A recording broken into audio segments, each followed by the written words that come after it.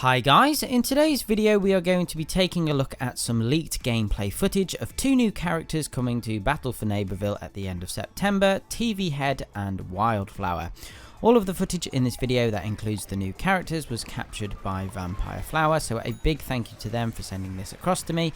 This footage was also covered by NM Gaming the other day, so please check their channel out if you haven't already. Finally, please keep in mind that as this is leaked content, everything you see in this video is subject to change and may not reflect the final version. As usual, just before we begin, remember to hit those like and subscribe buttons if you enjoy the content on this channel and want to help it grow. Anyway, let's get started.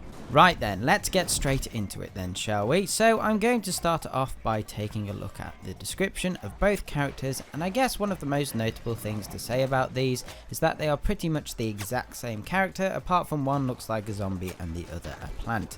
What I mean by this is that their abilities and attacks are pretty much identical to one another, apart from what the abilities and models look like. Unlike, let's say, with Sunflower and Scientist, where they're both healers but their playstyles are completely different. Anyway, wildflowers by themselves may not pose a huge threat, but as a group they become overwhelmingly powerful. Wildflowers receive armor when they are near ally wildflowers, pots or minions. Then if we head over to PvZBFN, the description is pretty much identical, just the first sentence is slightly different and it is made relevant to the zombies. From this information, one of the most interesting things about these characters is that they receive armor when near ally bots and pots, weeds or browncoats and other PvZBFNs or wildflowers. Now to me, I was actually surprised by this additional ability, but it really makes these characters have a unique playstyle. It also makes sense for these characters to look identical to other AI, so they can actually blend in and team up with other AI or members on their team to make them harder to vanquish. So the armor rating they receive can stack. The more friendly allies around you, the stronger you become.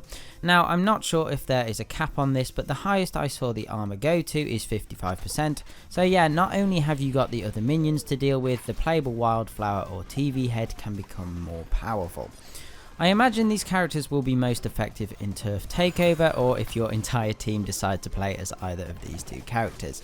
But I think what I like the most is that again this is a different way to play and is quite unique in the sense that it's encouraging you to stick with the AI. I think it gives you an incentive to be more tactical and want to spawn specific minions, not just randomly selecting one to get XP. So that's the description. Now let's move on and talk about the weapons and abilities. Again, like I said earlier, these are almost identical for both characters. With that being said, let's start off with the primary weapons. So the primary weapons for these guys are automatic and rapid fire. Wildflowers is called the Stinging Petal and acts very much like Colonel Corn's primary when using Shogun Guard. And PvZBFN's is called the Unkind Rewind, which works like Foot Soldier's weapon, just a bit slower. In terms of damage, these do 11 normally and 13 if you get a critical hit, so they do a fair whack of damage. Then in terms of ammo, Wildflower has 35 shots and PvZBFN has 25 shots. This is quite interesting as they do the same amount of damage, but Wildflower has 10 more shots. Perhaps PvZBFN shoots faster than Wildflower, but there didn't seem much difference when I was looking at the footage.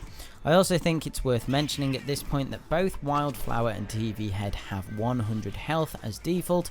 However, in the footage they have an upgrade on that gives them more health, but I'll explain in more detail a bit later. Now let's move on to the abilities. So ability number 1 is called Wildlife for Wildflower and Commercial Break for PvZombie. And basically what these abilities allow you to do is place down a personal spawn beacon. So if you get vanquished and have placed one of these pots or buckets somewhere around the map, this is where you will respawn. Again, I think this is a really interesting ability that we haven't seen before, and again changes up how you play the character. This I imagine will be very useful in turf takeover. If you manage to hide the pot well enough, it can save you from the endless running you usually have to do in turf, but like I say, you need to hide these items well as other players can destroy them, and if that happens you will just respawn normally. You have to be tactical where you place the item, because if enemies find your pot or bucket, they can just wait for you to respawn and instantly vanquish you. But you do get a couple of seconds of invulnerability even when you do respawn from the bucket or pot. The next ability works like a remote control bomb. TV Head's ability is called Yeti Set Go and is able to spawn a controllable Yeti imp that works like Cactus's drone in the sense it has limited use duration and the imp can be detonated on command, doing a huge 125 damage. That's right, these bombs are damn powerful, so watch out. The downside to them, however, is that they have barely any health like drones and it takes about 20 seconds for the ability to refresh, so you have to be selective when you use it. This works in the exact same way for Wildflower, but instead of a Yeti imp we have a dandelion. So again, I really like the concept behind this idea. I think it will create some hilarious moments and it's nice to see a different type of drone in the game. The only thing I think I would change is TV Head being able to spawn a Yeti imp. I don't think it quite makes sense as you'd normally associate Yeti imp with the normal Yeti boss.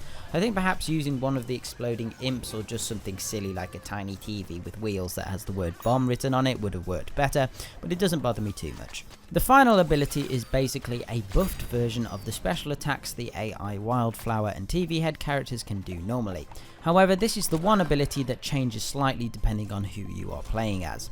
So Wildflower's ability is called Bloom Boom, and this is a flower that can be thrown at enemies. It does damage to them as well as knocking them into the air. In total, the ability does 75 points of damage, with around 35 to 45 of that being splash damage. So this can be effective against single and multiple zombies.